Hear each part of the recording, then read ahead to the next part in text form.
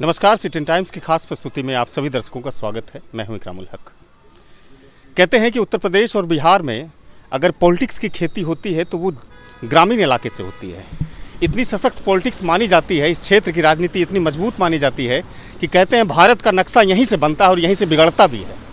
हम इस समय भागलपुर के सुल्तानगंज प्रखंड में हैं और सुल्तानगंज प्रखंड में हम इस समय पंचायत चुनाव पर परिभ्रमण कर रहे हैं, चर्चाएं कर रहे हैं, लोगों से मिल रहे हैं, उसकी समस्याओं को समझ रहे हैं और इस सिलसिले में कई लोगों से बातचीत के दरमियान क्षेत्रों का निष्कर्ष निकालते हैं कि उस क्षेत्र में किस तरह से कार्य होने चाहिए या किस तरह के कार्य हुए हैं।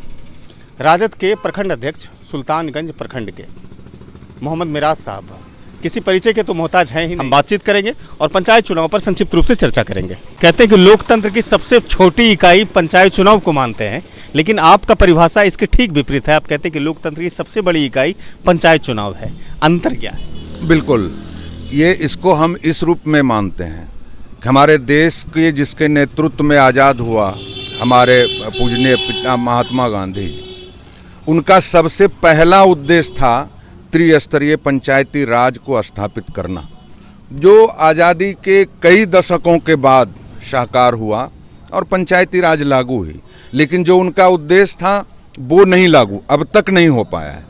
चूँकि पंचायती राज हमारे लोकतंत्र की सबसे बड़ी इकाई है, मैं कहता हूँ, आप छोटी कहते हैं, मैं सबसे बड़ी इकाई कहता हूँ, इसलिए कि ये ज़मीन के हम ऐसे लीडर को चुनते हैं और ज़मीन पर विकास करने के लिए।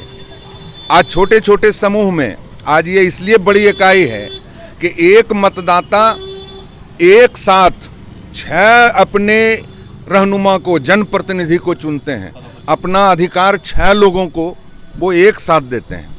ये इतना बड़ा लोकतंत्र में और कहीं नहीं मिलता है। विधानसभा, लोकसभा, इस सब में वो सदन भले बड़ा, लेकिन ये लोकतंत्र की सबसे बड़ी इकाई है जो कि हमारा त्रिस्तरीय पंचायती राज है। अब इसमें हम लोग हैं। आज मेरा देश जिस मोड़ पर है, आज जो हम लोग लोकतंत्र की अब लग रहा है कि हम रक्षा करना होगा, जो हमारे पूर्वजों ने दिया था, आज लोकतंत्र पर ही खतरा है हमारे देश में।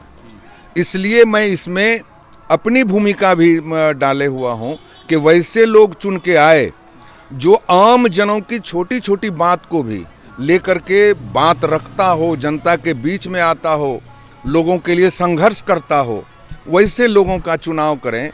इसमें हम मतदाताओं की भूमिका बनाने के लिए हम उतरे। यानी कि आपके कहने का मतलब है कि एक व्यक्ति 6 पदों पर अपना अधिकार देते हैं, यानी अपना मत देते हैं। इसलिए अगर इस दृष्टिकोण से हम देखें तो लोकतंत्र की ये सबसे बड़ी इकाई है। ये बताइए मिराज साहब, आप तो सामाजिक न्याय की लड़ाई लड़ने वाले सिपाही हैं। लालू यादव की पार्टी राष्ट्रीय जनता दल की पार्टी है, आप उसी के कार्यकर्ता हैं, उसी के सिपाही हैं। क्षेत्र में जब हम घूमते हैं तो कहते हैं कि एक बार जब मुखिया बन जाता है तो विकास करता ही नहीं, भ्रष्टाचार जम के करता है। गांधी जी के कथन लोकतंत्र की सबसे बड़ी इकाई कितना सार्थक हो पाता है? देखिए, इसके पीछे भी कहीं ना कहीं आज वैसे ताकत का भी समावेश है। जैसे हमारे राष्ट्र में अब कुछ कथाकथित लोगों को चुन करके उनको डेवलप किया जा रहा है, उनको प्रभार दिया जा रहा है। इसी तरह उस नीति को प्रभावित करने के लिए वैसी सरकार स्कीम लाती है, वो तरीका अपनाया जाता है जिससे कि मुखिया भी चुन करके आते हैं और बाध्य होना पड़ता है कि हम दलाली करें, हम जनता को लूटें और अफसर की चापलूसी करें। यानी आप अफसरशाही की तरफ इशारा कर रहे हैं? बिल्कुल बिल्कुल है। वो जो जनप्रतिनिधि चुन के आते हैं वो पंचायत में वो अपना ताकत जनता के बीच में कम बनाते हैं, वो पदाधिकारी की चापलूसी करना शुरू कर देते हैं। कहीं ना कहीं आप पंचायत चुनाव के सहारे भी सरकार को घेरने की कोशिश कर रहे हैं और पार्टी की वकालत। आज उसके भुक्तभोगी हैं हम लोग ना। आज मैं क्यों कहा कि आज मेरा लोकतंत्र खतरे में है। आज जिस तरह से पूरे देश में लोगों की स्वतंत्रता खो रही है, हम जो बोलना चाहते हैं वो बोल नहीं सक रहे हैं, हमको भयभीत है लोग। तो इसलिए ये कहना है, मैं इसीलिए यहाँ आज इस क्षेत्र में हूँ कि हमारे भी एक सामाजिक न्याय के योद्धा जो निवर्तमान यहाँ के जिला परिषद में हैं, हम उसके लिए यहाँ पर आए हैं कि वैसे लोगों को रहना चाहिए जो छोटे सी बुनियाद को लेके, जाति प्रमाण पत्र से लेकर के वृद्धा पेंशन से लेकर के बड़े बड़े बिल्डिंग में जितने घोटाले हो रहे हैं, जितने कमीशन खोरी 50% का हो रहा है, उसकी आवाज़ को बुलंद करने वाला हमको जनप्रतिनिधि चाहिए कम से कम डिस्ट्रिक्ट बॉडी के सदस्य में, ताकि हम भी अपने आवाज़ को उससे उठा सकें। इसलिए हम इसके ख्याल से यहाँ पर आए हैं लोगों के बीच में कि वो निर्णय करे कि उसके लिए हम मत करें। आप कहीं ना कहीं प्रीति जो कुमारी है या प्रीति देवी हैं उनके पक्ष में आप जनसंपर्क कर रहे हैं। क्षेत्र जब मैं घूमता हूं आपके उत्तरी जोन में तो कई लोग कहते हैं कि जो निवर्तमान जिला परिषद है उसने बाढ़ जैसे मामलों में, बाढ़ जैसे गंभीर विषयों पर भी कोई आवाज़ नहीं उठाई, उसके लिए कुछ नहीं किया। ये विपक्षी भी कहते हैं और कुछ एकाध आम लोग भी कहते हैं। बिल्कुल, हम ये कहना चाहेंगे कि आपके न्यूज़ में भी होगा या बहुत से पेपर में कटिंग होगा कि इस बाढ़ में जो 2021 में बाढ़ आई, सिवाय हमारे जिला परिषद के प्रतिनिधि और राष्ट्रीय जनता दल के एक एक कार्यकर्ता जो दर्जनों धरना प्रदर्शन और एक एक मुद्दे को जो उठाए हैं बाढ़ में, लोगों के लिए मुस्तैदी के साथ खड़ा होकर के जिनके साथ रहा है, पानी में घूमने वाला, वो उसके अलावे नहीं है। मैं अपनी बात नहीं कर रहा हूँ, मेरे पास तो दर्जनों रिसीविंग है, यहाँ लोकल पदाधिकारी से लेकर के जिला पदाधिकारी तक। पेपर में भी आपने देखा होगा, न्यूज में भी हम लोगों ने प्रतिनिधि मंडल में बात की, हमारे नगर परिषद को वंचित किया गया। हम लोगों ने इसकी लड़ाई लड़ी कि जब सुल्तानगंज में 10 पंचायत को अंचला पदाधिकारी जो आपदा प्रबंधन के पदाधिकारी होते हैं, 10 पंचायत को पूर्ण घोषित किया गया, जिसमें कमरगंज को 5 लाभार्थी घोषित किया गया, जिसका मैंने मुद्दा उठाया है।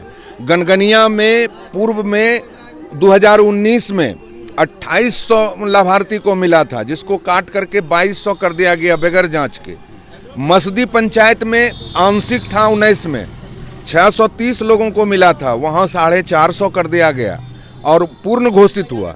असियाचक एक ऐसा पंचायत है, चूँकि आज सत्ता पक्ष के विधायक हैं उस गांव के, जहां आंशिक घोषित किया है अंचला पदाधिकारी ने, और इन तमाम 10 पंचायत से ज़्यादा उन्होंने लाभार्थी बनाया असियाचक पंचायत में। जो लड़ाई अभी जिंदा है, हम लोग लड़ने जा रहे हैं।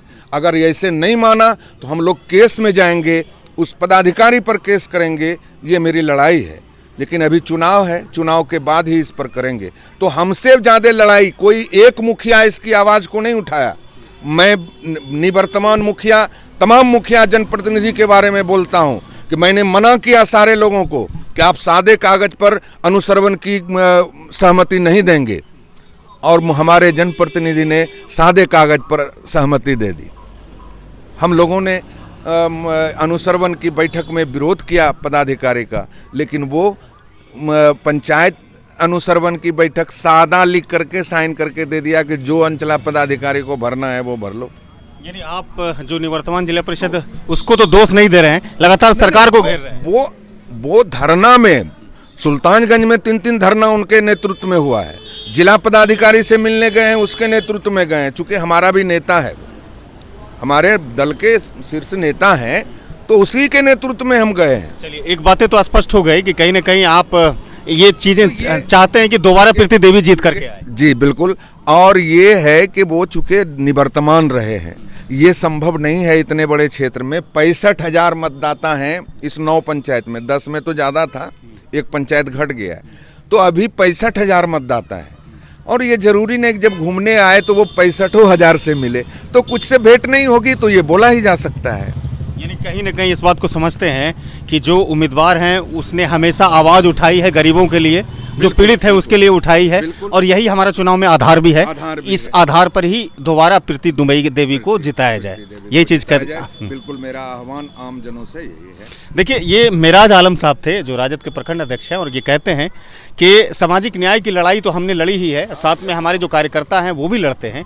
और प्रीति देवी इस बार यहाँ इसलिए चुनाव के मैदान में है ताकि उसने 5 वर्षों तक लोगों के लिए आवाज़ उठाया है।